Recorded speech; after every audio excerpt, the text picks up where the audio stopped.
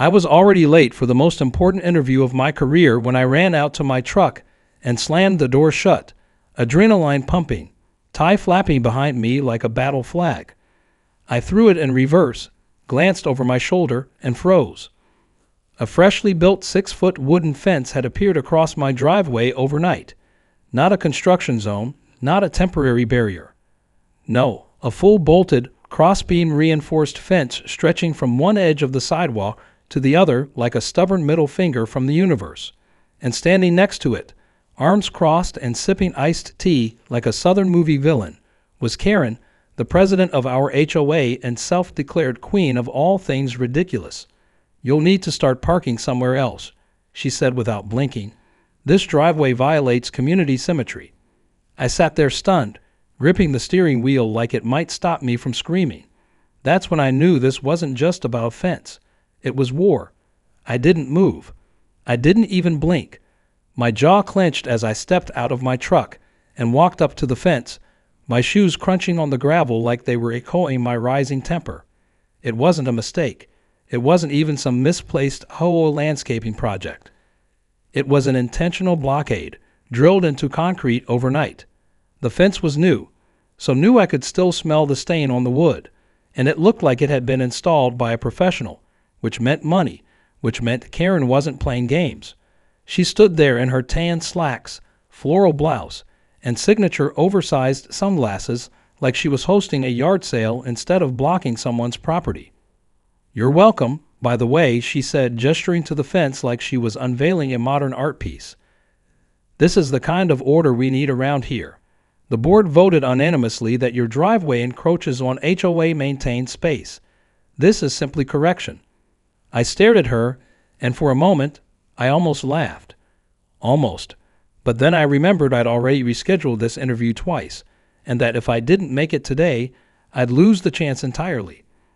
I turned back toward my truck, realizing I was now literally trapped in my own home. Karen watched me calmly, clearly enjoying the power trip. I wasn't even officially part of her HOA. My property bordered the subdivision but wasn't technically inside it. My driveway, while adjacent to the shared road, was carved fully from the private parcel I owned, and I knew this because I was a civil engineer. I had the original plat, the topographical overlays, the aerial maps. Hell, I could probably 3D model the whole neighborhood with the software on my laptop. But none of that was going to matter right now because Karen had already decided she was right. I called the city immediately. The zoning office was helpful but slow, promising someone would look into it in the next 2 weeks. 2 weeks. I could lose the job opportunity of a lifetime and maybe my entire career trajectory in 2 days, let alone 14. So I shifted plans. I parked on the street, made it to the interview just in time. Tie wrinkled, sweat pouring, and barely composed, and still managed to impress the panel enough to get a call back. But even as I shook hands and smiled, I couldn't stop replaying Karen's smug face in my head. That night, I walked my property with a flashlight. I traced every corner, every stone marker I'd personally set years ago when I bought the land, before the HOA ever existed. My house sat on a plot that stretched across 3 separate deeds, one for the home, one for a long rectangular patch to the east, and another that covered what used to be unused farmland before suburban sprawl started creeping in. Most people didn't know it, but the HOA was built partially on speculation. A developer had snapped up some of the surrounding parcels and sold homes quickly, offering a community lifestyle with newsletters, landscaping rules, and Karen's overreaching leadership as a feature. I had kept to myself until now. The more I thought about it, the more a single delicious strategic truth began to bloom in my head like a firework. Karen believed her HOA owned the space adjacent to my driveway, but I remembered something that no one else here knew, something the county assessor's office had confirmed when I bought in. Karen's house, her actual physical house, sat on a slice of land that had been leased from a temporary holding company. That holding company had failed during a market crash and sold off its assets. Guess who bought a bunch of them at auction, dirt cheap, planning to use them for future development or resale? Me. I pulled out the old files. I dug through the digital storage and pulled up the archived map. There it was, clear as day, parcel 117 bits, a long stretch of oddly shaped land that cut diagonally across the neighborhood like a scar. One end of it, Karen's living room. The other, the very edge of my backyard. It was too perfect. She hadn't just messed with my driveway. She had planted a flag on a battlefield she didn't even realize I owned. I didn't say anything to her the next day. I let her wave to me mockingly from behind her new fence. I let her toss another notice onto my lawn, something about unauthorized gravel coloration and bird bath placement not aligned to neighborhood aesthetics. I nodded politely, picked up my trash can, and smiled like I didn't have a nuclear button waiting in my pocket. But behind that smile, the fuse was already lit. She wanted to play games with fences. I was going to play Monopoly with her house as the final property, and this time the rules were mine. The next morning, I woke up early and grabbed my laptop with the kind of energy reserved for revenge and spreadsheets. Coffee in hand, I sat down and started digging through everything I had on the property. Years ago, I had bought up a series of land parcels from a failed development firm that had gone belly up during the housing bubble collapse. They were dirt cheap, and at the time, I wasn't even sure what I'd do with them. It was more of a long-term investment. As a civil engineer, I knew how zoning worked, how development crept forward, and how land rights had a way of turning into gold when everyone else was too short-sighted to look beyond the next cul-de-sac. What I didn't realize was that one of those parcels would become my secret weapon, because one of them, the oddly shaped, overlooked triangle that had no real access road and didn't seem to serve any practical purpose, extended just far enough to encompass the very foundation of Karen's house. I called my lawyer, Jackson. He was a sharp guy I'd worked with before on development permits and city bids. When I explained the situation, he went silent for a moment, then said slowly, "Wait, you're telling me she built her home on land you own?" I explained how the original developer must have assumed the HOA would eventually buy the adjacent parcels, but that never happened. The lease from the original project expired last year, and no renewal had ever been filed. The title, zoning rights, and ownership were still in my name, and not just that, but the fence she'd installed across my driveway. It technically sat on a legal easement I had filed years ago allowing access to my property. She was in violation twice, once for blocking the easement and once for occupying land she didn't own. Jackson practically jumped out of his seat through the phone. He told me to document everything, photos, videos, timestamps, so I grabbed a measuring wheel, my drone, and every city-issued plat I had. I spent the afternoon measuring from every corner, reconfirming the landmarks I'd memorized years ago. With my drone in the air, I mapped the lines visually. When I overlaid the zoning map on top of the drone footage, it was undeniable. Karen's house, her pristine patio, and the koi pond she bragged about in every HOA newsletter, all sat on land that legally belonged to me. I filed a report with the county records office to double-check the boundaries and get an updated confirmation letter of ownership. Then I walked into City Hall dressed in my favorite flannel shirt and jeans, looking like someone checking in on a landscaping permit, not someone about to drop a real estate bomb. The clerk pulled up my documents, and when she saw the parcel coordinates, she raised her eyebrows and muttered, "That's going to be messy." I smiled and handed over the rest of my paperwork for official stamping. That afternoon, I called the zoning enforcement office and requested an inspection. Not on my property, on hers. I asked if they could confirm structure placement and foundation permits based on current property lines. It was standard procedure and entirely within my rights as the landowner. I didn't even have to explain why. The clerk on the other end just said, "Sure, we can have someone out next week." I thanked them, hung up, and leaned back in my chair. The ball was rolling now, slow and steady like a wrecking ball with a polite smile. Karen, of course, was completely unaware. That evening, she marched across my lawn to tape another passive-aggressive letter to my mailbox. This one warned me that my grass was growing in uneven troughs and that I had 72 hours to comply with community landscaping standards. I didn't even bother taking it down. I just snapped a photo of her doing it, printed it out, and added it to the growing stack of documentation for my legal case. A few days later, I received a call from the zoning inspector, Marcus. He'd gone out to assess the property lines and needed to speak with me in person. When I arrived, he looked amused and slightly annoyed. "So this Karen lady," he began. "She told me I wasn't allowed to step on her private land." He shook his head and chuckled, told me she'd call the sheriff if I took another picture of her koi pond. I handed him the certified documents. His eyes widened as he skimmed them. "Well, I'll be damned," he muttered. "This whole corner of her house is off the legal boundary." With his permission, I took my own photos while he marked the legal edges of the property. Bright orange stakes dotted the grass, and once they were all in place, the story they told was unmistakable. Her house was squatting like an uninvited guest on a lawn it didn't own. I made sure to get shots from multiple angles, some with the drone, some from the ground, and a few that included Karen's garden gnomes looking especially panicked. By the end of the week, I had a file so thick it could stop a bullet. Jackson reviewed everything and nodded approvingly. "So what do you want to do?" he asked. "File for eviction, go straight to litigation?"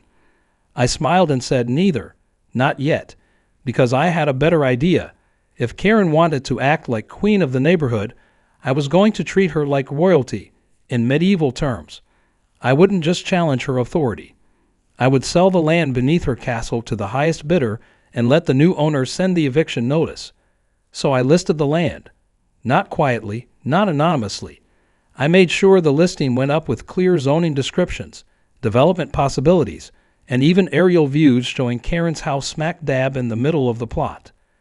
Within 24 hours, I had 2 interested buyers, a contractor looking to expand a housing project, and a local startup wanting to use it for a renewable energy pilot project. Both of them had deep pockets and zero interest in keeping Karen's house where it was.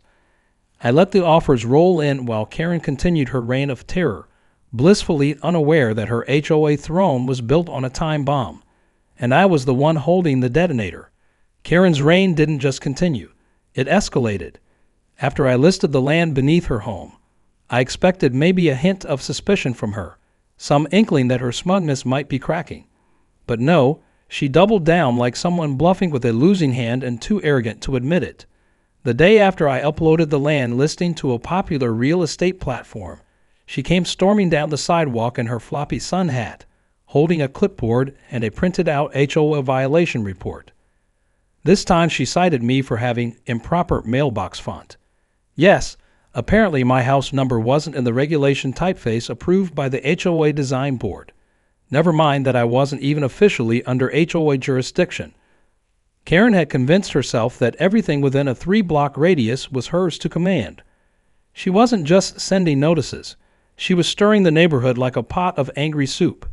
Karen called a mandatory HOA emergency meeting and handed out flyers door to door.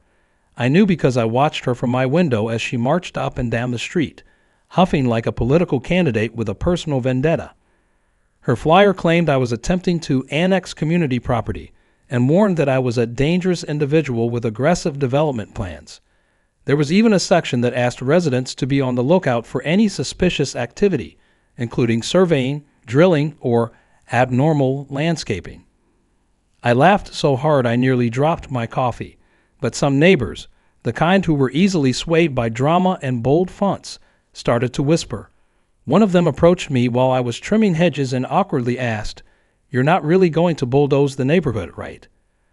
I reassured him I wasn't building anything yet, but Karen's fear-mongering was working on a few folks. She'd stirred the pot just enough to get some residents anxious and others straight up nosy. The air buzzed with tension, but I knew better than to respond in kind. Let her panic. Let her think she was winning. Meanwhile, I was about to trigger a chain of events she couldn't control. That evening, I received an email with the subject line, "Anonymous HOA Board Concern." The message was short, unsigned, and sent through a privacy-shielded address, but the content made me sit up. It read, "Karen never finished her final inspection. Her house wasn't cleared for full occupancy due to foundation discrepancies. The records were fudged. You can find the missing inspection in the city archives filed under 117B deviation. Check the blueprint discrepancy." I read it twice, then again. It sounded ridiculous, like a conspiracy theory, but something about the blunt tone and specific detail made me curious. I headed to the municipal records office the next morning and requested any structural inspection documents related to Karen's parcel. The clerk pulled a few folders, and sure enough, one of them was flagged with a red tab and stamped incomplete. The original blueprint had called for a slightly smaller foundation footprint, but the contractor had extended it several feet outward during construction, claiming he would file a variance form later. He never did. The result? Karen's house, on top of being partially on my land, had never passed its final inspection. It had a temporary occupancy permit that was never updated. Technically, the structure was unfit for residential use, and now I had it all in my hand. I scanned the documents, emailed them to Jackson, and grinned. This wasn't just a property dispute anymore. This was a powder keg. Jackson called within the hour. "This changes everything," he said. "You can either force her to vacate based on zoning violations, or you can file for immediate reclamation of land with structural encroachment." I asked what the likely outcome would be if we pushed hard. He didn't hesitate. She'd lose the house. Still, I wasn't in a rush. Karen had embarrassed herself publicly by trying to act like a war general in a neighborhood drama she didn't fully understand. So I did something petty but completely legal.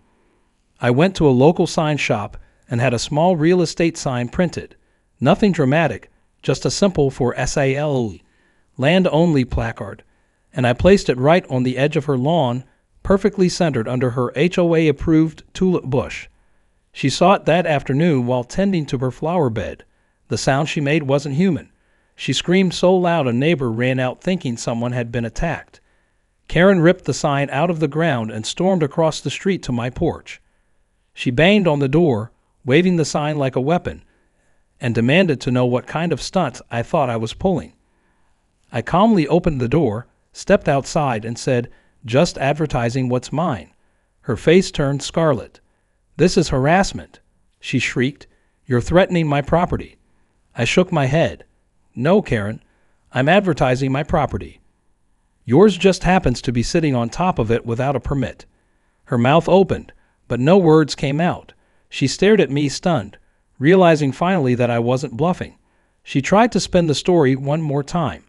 At the next HOA meeting, which she held in the community park, she dragged a folding chair onto the grass and read from a prepared statement.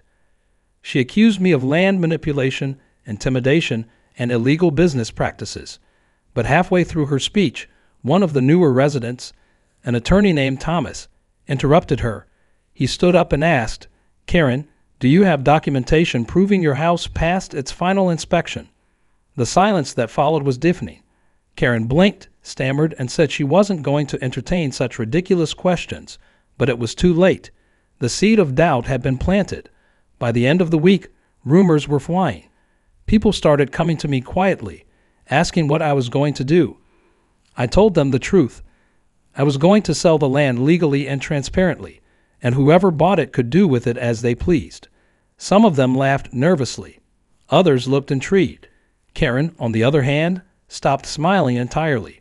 Her home, the monument to her authority, was suddenly a target, and no amount of HOA flyers or petty violations could stop what was coming. Then the real kicker arrived. A sleek black SUV pulled up to my house one afternoon, and a man in a sharp blazer stepped out. He introduced himself as Ethan, a representative of a real estate investment group. They had seen my listing and were very interested, not just in the land, but in the media attention it was starting to draw. He handed me a folder with an offer that was far above anything I had expected. As I flipped through the pages, I noticed something that made me pause. One of their advisors was a retired zoning official, someone who had worked directly with Karen's original builder. I looked up grinning. Ethan smirked and said, "We've been waiting for something like this. You're not the first she's crossed, but you might be the last." The day I accepted the offer was the day the game changed. Up until that point, Karen thought she was in a battle of egos, a suburban slap fight over property lines and lawn decor. But when the ink dried and the land legally changed hands to a powerful development group, her little empire turned into a sand castle in a rising tide. The new owners wasted no time. They submitted an official notice of pending land development and sent Karen a certified letter requesting immediate discussions regarding her home's unauthorized presence on their parcel. Not a demand, not an eviction, just a polite but firm invitation to talk. Of course, she ignored it. By the time the second letter arrived, this time via legal courier, Karen's panic had started to show. She began walking the neighborhood with less of her usual swagger. The clipboard still dangled from her hand, but she no longer handed out violation slips. Instead, she clutched them like a shield, hoping they'd somehow protect her from what was coming. Her koi pond, once the pride of her backyard and the subject of half her Facebook posts, lay covered with a tarp. Her blinds were now perpetually drawn, and the HOA newsletters, once weekly manifestos filled with exclamation points and passive-aggressive cheer, stopped arriving altogether. Still, she hadn't faced me. Not directly. That changed the day I came home to find a letter taped to my door. Not from her, but from her attorney, a formal cease and desist filled with jargon and bluster, claiming emotional distress, property interference, and reputational damage. I passed it to Jackson, who laughed out loud. "This is desperation," he said, flipping through the pages. "She has no case. She's stalling, hoping you'll blink first." But I had no reason to blink. The new developers were already moving forward with plans. They weren't even interested in the land for homes. They wanted to build a smart infrastructure demo, something with underground utilities, clean energy panels, and green zoning. Karen's house? It was in the way. The legal team representing the new owners filed the formal notice.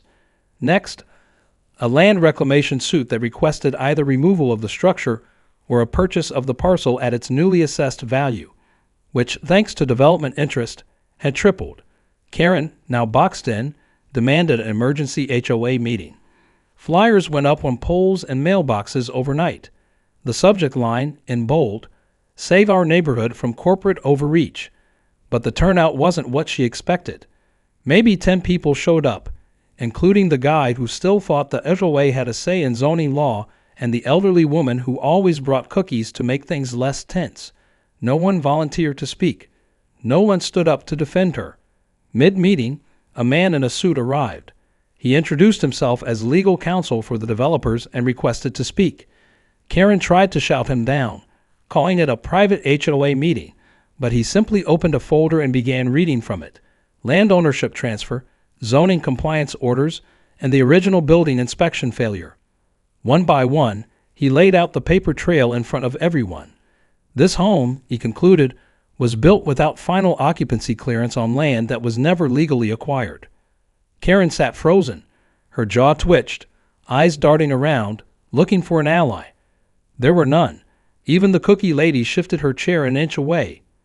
Then came the public open house, one of the boldest and most devastating moves yet. The development group hosted it right on the disputed parcel, staging a mock layout of the future tech park. Tables with models, refreshments, and sleek renderings of solar-powered community spaces sat just a few feet from Karen's fence line. People wandered through, curious and excited. Local press arrived. A drone buzzed overhead, capturing footage. And there, amidst the crowd, stood Karen, alone, red-faced, and trembling with rage. She tried yelling at one of the organizers, accusing them of trespassing. He calmly handed her a copy of the new land deed and smiled. But the moment that changed everything was when her own husband, Richard, finally broke. Until then, he had stayed mostly in the background, the quiet man behind the curtain, occasionally mowing the lawn or waving awkwardly at neighbors.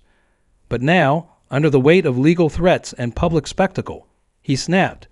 During the open house, as Karen once again tried to shut down the event, he grabbed the mic from her hand and said, "We didn't do the research. We assumed. We built our life on land that wasn't ours, and now we're paying the price." He dropped the mic, literally, and walked away, leaving Karen stunned and alone, her voice cracking as she tried to call him back. Over the next few days, Karen's world unraveled at breakneck speed. Her social media pages went dark. Her front lawn, once immaculate and policed like a national treasure, became overgrown. The HOA board quietly held a vote to strip her of her presidency, citing loss of community trust and legal liability concerns. A printed notice went up at the mailbox kiosk. New HOA elections to be held next month. Karen will not be running. I passed by it on my way to the corner cafe and couldn't help but smile. But it wasn't over just yet. The final legal ruling came 2 weeks later. The judge, after reviewing all documents, ruled in favor of the development group. Karen was given 30 days to vacate the portion of her home that encroached onto the reclaimed land. Since nearly half her foundation overlapped, that essentially meant tearing down or relocating the entire structure. She could, of course, negotiate a purchase, but with the price triple what she could afford and her savings drained from legal fees, that option vanished as quickly as it appeared. When the official notice of eviction was posted on her door, it was surreal. A thin sheet of paper taped above a brass welcome sign that read, "Home is where the heart is." The irony was almost poetic. Neighbors walked by slowly, some glancing, others whispering. No one knocked. No one offered help. Karen had spent years enforcing rules, punishing small infractions, and pretending to wield power she never truly held. Now she was facing consequences real enough to make even her bravado crack. I stood at my window and watched as a moving truck pulled into her driveway. A few hired workers loaded furniture quietly, avoiding eye contact. Karen came out last, sunglasses hiding her swollen eyes, her body stiff and mechanical. She didn't look around. She didn't say goodbye. She just got into her car and drove away. The fence she once defended like a castle wall now standing as a monument to her defeat. Later that evening, a team arrived with surveying tools and heavy machinery. They began preparing the site for development. One of the workers, recognizing me from the open house, waved and said, "You really pulled this off, huh?" I nodded. I had, not through shouting, not through confrontation, but through patience, precision, and the kind of quiet revenge that leaves no mess, only progress. Karen thought she had built a fence to trap me. She didn't know she built it on land that was never hers to claim. The weeks after Karen's departure felt like the neighborhood had exhaled after holding its breath for too long. The air was lighter, conversations were friendlier, and people who had once hurried past each other with weary glances now lingered on sidewalks, laughing about things that had nothing to do with grass height or mailbox alignment.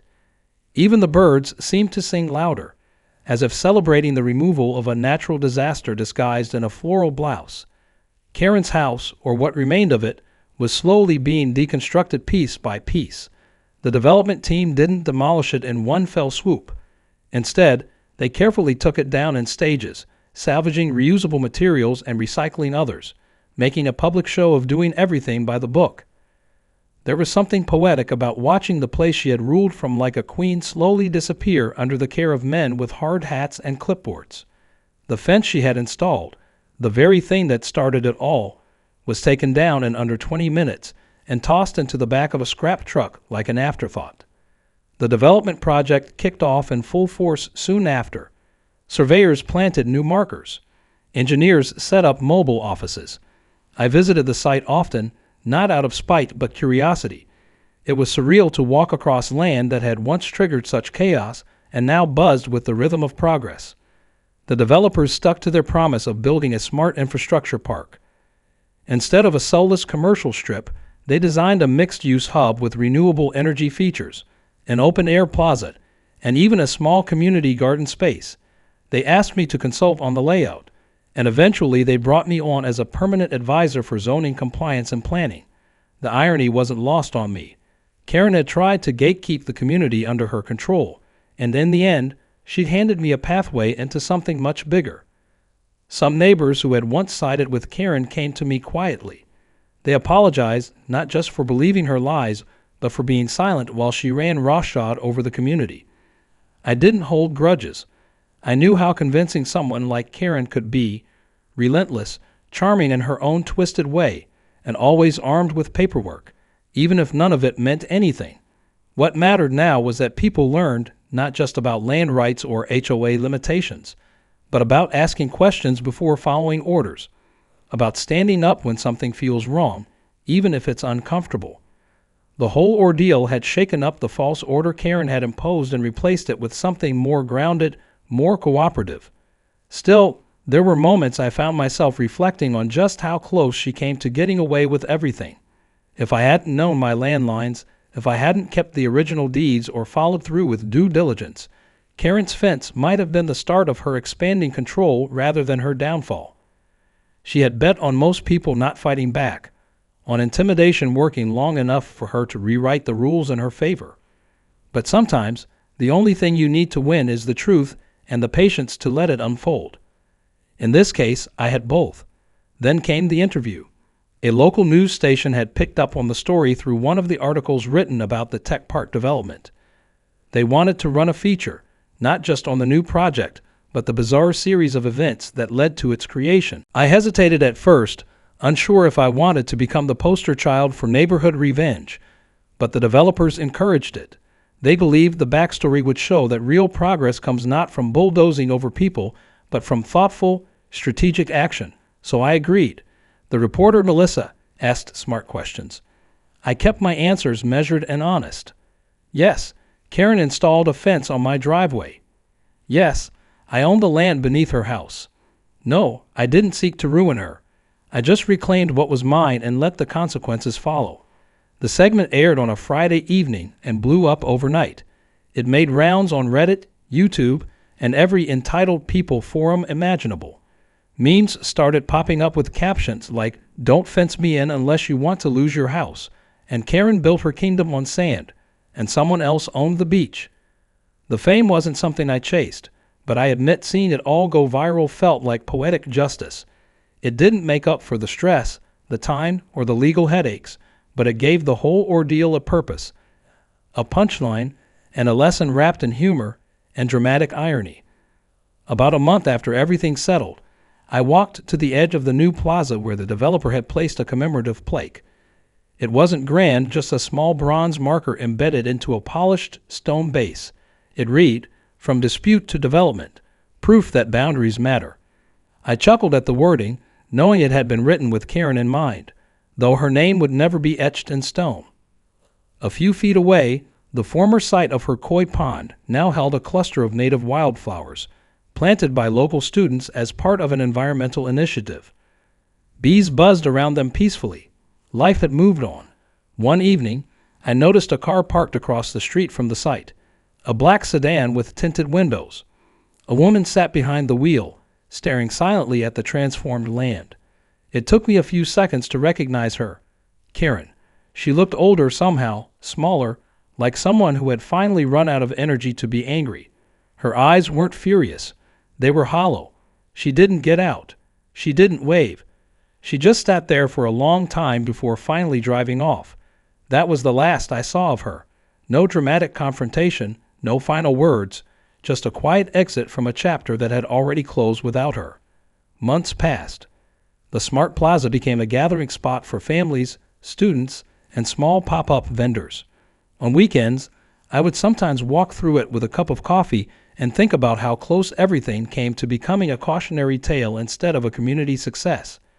Karen's house was gone, but the lessons she left behind lingered like old footprints in fresh cement. People knew better now. About power, about property, about not building fences, literal or metaphorical, without knowing whose ground you're digging into. For me, it was more than revenge. It was a reminder that standing your ground doesn't always mean yelling or fighting. Sometimes it means staying quiet, gathering your facts, and letting the truth do what it was always meant to do, settle the matter permanently. And in the end, it wasn't the loudest person who won. It was the one who had the deed.